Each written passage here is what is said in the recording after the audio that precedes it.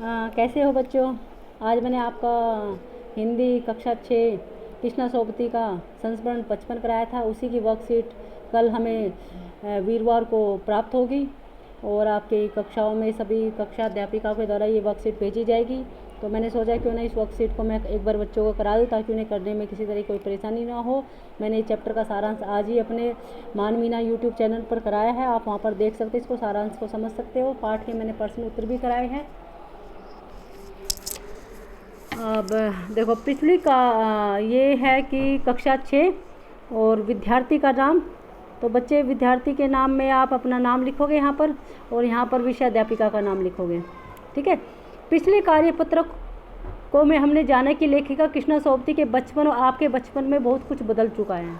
देखो बच्चों, ये मैंने बताया था ना, कृष्णा सोबती कहती कि आपका बचपन और मेरा बचपन कुछ बदल चुका है। कैसे कि हम जो आइसक्रीम जब हम कुल्फ़ी खाते थे उसको आप लोग आइसक्रीम बोलते हो। जब हम कचौड़ी समोसा खाते थे उसको आप पेटीज़ या पिज़्ज़ा बोलते हो। हम जो सहतूत और फालसे खाते थे वो आप उसको कोक या किसी तरह की कोल्ड ड्रिंक बोलते हो। पहनावे में भी बहुत ज़्यादा चेंज आया। ठीक है।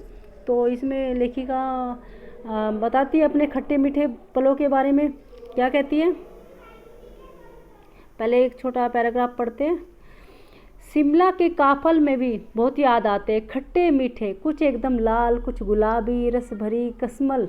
देखो, रस भरी कसमल से कुछ याद आया कि एक हमारा प्रश्न आया था कि लेखिका को कौन कौन से फल पसंद थे, तो उसमें हमारा रस भरी, कसमल और काफल।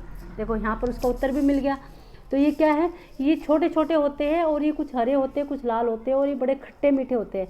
और जब खाते हैं ना तो इनको मतलब ये ऐसे होते हैं कि आपको देखने के बाद ही एकदम से मुंह में पानी आ जाता है, ये इतने स्वादिष्ट होते हैं। तो देखो आगे कहता है, सोच कर ही मुँह में पानी आ जाए। चेस्टनट एक और गजब की चीज़ है, आग पर भूने जाते फिर छिलके उतार कर मुँह में। चने जोर गरम और अनारदाने का चूर्ण। देखो चने जोर गरम मतलब एक हमारी कागज़ की पुड़िया होती थी, उसके अंदर ये चने जोर गरम ये जो बनाते थे, ये बनाने वाले के हाथ का कमाल होता था कि कितने स्वादिष्ट बनाते हैं। चने जोर गरम की पुड़िया जो तब थी वह अब भी नज़र आती है। पुराने कागज़ों से बनाई हुई इस पुड़िया में नीरा हाथ का कमाल है। देखो अभी मैंने बताया था ना, ये जो बनाते हैं इसमें सारा हाथ का कमाल होता है। नीचे से तिरछी लपेटे हुए, ऊपर से उतनी चौड़ी कि चने आसानी से हथेली पर आ जाए। देखो कैसे बनती है, ये एक तरह का हमारा कौन होता है ना, शंकु, उस टाइप का होता है। नीचे से बिल्कुल पतली होती है, जैसे हमारी आइसक्रीम वगैरह खाते हैं ना, कौन खाते हैं तो वो भी होते हैं, ऊपर से चौड़ा नीचे से भीड़ा, है ना, बिल्कुल एंड पॉइंट होता है वो नीचे से। तो इसी तरह की होती है कि उसके अंदर डालते हैं तो ऊपर से उसके अनारदाने के या फिर चने ऊपर से आराम से उठाए जा सकते हैं, हथेली पर डाले जा सकते हैं। तो उस कौन की ये बात कर रहे हैं। एक वक्त था जब फिल्म का गाना चना जोर गरम बाबू में लाया मज़ेदार। चना जोर गरम उन दिनों स्कूल के हर बच्चे को आता था। कुछ बच्चे पुड़िया पर तेज मसाला बुरकवाते थे, यानी कुछ बच्चों को तो ज़्यादा खट्टा मीठा पसंद था, कुछ बच्चों को ज़्यादा नमकीन पसंद था, तो वो ज़्यादा नमक उस पर अनारदाने पर गिरवा लेते थे। पूरा गिरजा मैदान घूमने तक की ये पुड़िया चलती थी, एक एक चना पापड़ी मुंह में डालने और कदम उठाने में एक ही खास रफ्तार थी। छुटपुट में हमने शिमला रिज पर बहुत मज़े लिए, घोड़ों की सवारी भी की। अब इसमें देखो जो क्या कहती है कि घोड़ों की सवारी भी की और इस चीज़ को हम कमंतर करके नहीं समझते, मतलब इस चीज़ को हम कम करके नहीं समझते, तो उन पर हंसते थे। ननिहाल के घोड़े खूब हष्ट पुष्ट खूबसूरत, ननिहाल मतलब नानी का घर। उनकी बातें फिर कभी शाम को रंग बिरंगे गुब्बारे, सामने जाखू का पहाड़, ऊंचा चर्च की घंटियां बजते तो दूर दूर तक उनकी गूंज फैल जाती थी। ये सारा कृष्णा सोबती शाम का समय बता रही है कि हम अपनी साइकिल लेके सुबह ब्राउन ब्रेड वगैरह लेने जाते थे और एक गिरजा का जो वहाँ पर ऊपर ऊंचाई पर था और जब नीचे आते थे तो मॉल होता था, और एक चर्च के बारे में कि चर्च की जब घंटियाँ बजती थी तो हमें दूर दूर तक उसकी सब आवाज़ें सुनाई देती थी। इसके संगीत में प्रभु यीशु स्वयं कुछ कह रहे थे, ऐसा सबको प्रतीत होता था। सामने आकाश पर सूर्यास्त हो रहा, सूर्यास्त मतलब सूर्य ढल रहा होता है शाम का समय। गुलाबी सुनहरी धारियाँ नीले आसमान में फैल रही है, दूर दूर फैले पहाड़ों के मुखड़े गहराने लगे और देखते देखते बत्तियाँ टिमटिमाने लगी हैं। रिज की रौनक और मॉल की दुकानों की चमक में भी क्या कहने, यानी कि शाम का समय जैसे जैसे सूरज ढल जाता है तो लाइटें ऑन होनी शुरू हो जाती है और चारों तरफ चमचमाहट और एक अलग ही रोशनी फैल जाती है, एक अलग ही रौनक हो जाती है और मॉल की दुकानों में भी एक अलग ही चमक हो जाती है और चहचहाहट और मन लगने वाला वातावरण स्थापित हो जाता है। स्कैंडल पॉइंट की भीड़ से उभरता कोलाहल मतलब शोर शराबा, और शोर शराबा कौन सा, जो हमारे कानों को बड़ा अच्छा लगे। ठीक है, अब हम इसमें से करते हैं प्रश्न नंबर पहला कि लेखिका के बचपन स्कूल के हर बच्चे को फिल्म का कौन सा गाना पसंद था। तो बताओ बच्चों कौन सा गाना पसंद था। हर बच्चे को अभी बताया ना उन्होंने, अनारदाने और चना जोर गरम। तो उस समय जो हमारा गाना हुआ था फेमस, तो चना जोर गरम का गाना हुआ था। तो हमने कहाँ पे पढ़ा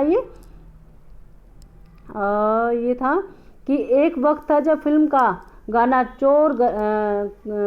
गाना चना जोर गरम बाबू में लाया मज़ेदार। तो ये गाना सबसे ज़्यादा फेमस हुआ, सबसे ज़्यादा प्रसिद्ध हुआ। तो इसका आंसर ये हो गया। अब दूसरा प्रश्न है, शिमला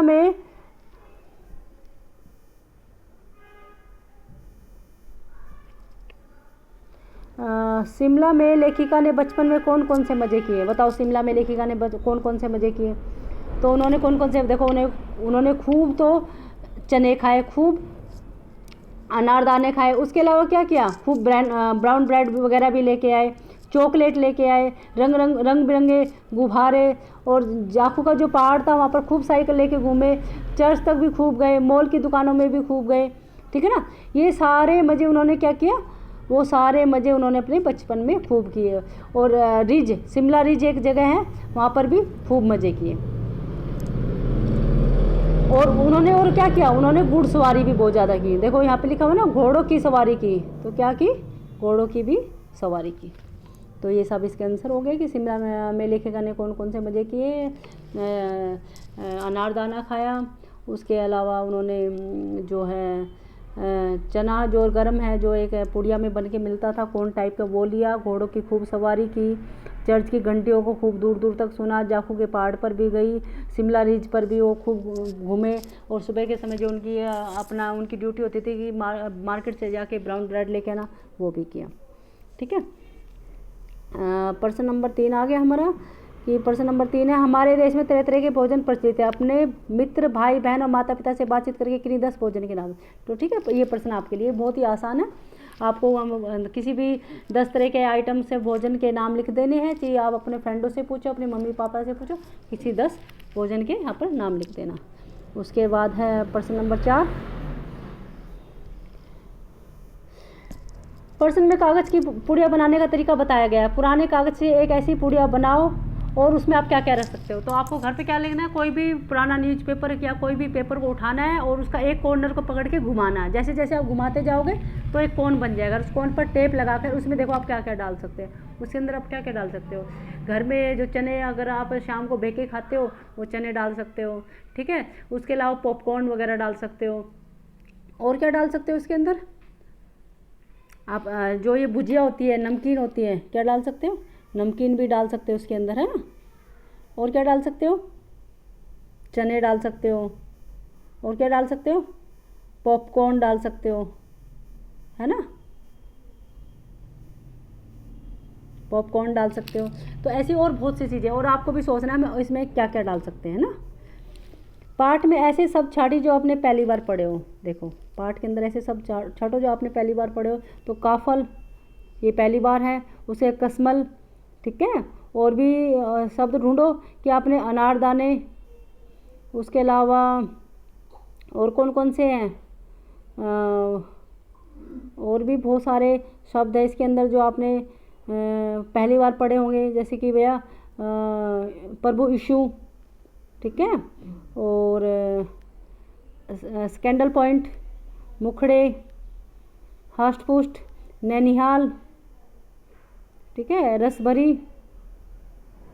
और ढूंढो इसके अंदर। और आपको भी और तिरछे यानी कि स्लाइड में जो तिरछा होके करते हैं। और बुरकवाते मतलब किसी चीज़ के ऊपर डालना धीरे धीरे करके, टिमटिमाना, ठीक है। और आपको भी ऐसे बहुत से सब छाट कर लिखने, ठीक है।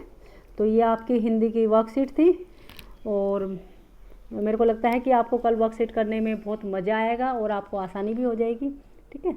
तो अगली वीडियो में हम दूसरे चैप्टर के साथ, दूसरे नए पार्ट के साथ आएंगे। नमस्कार।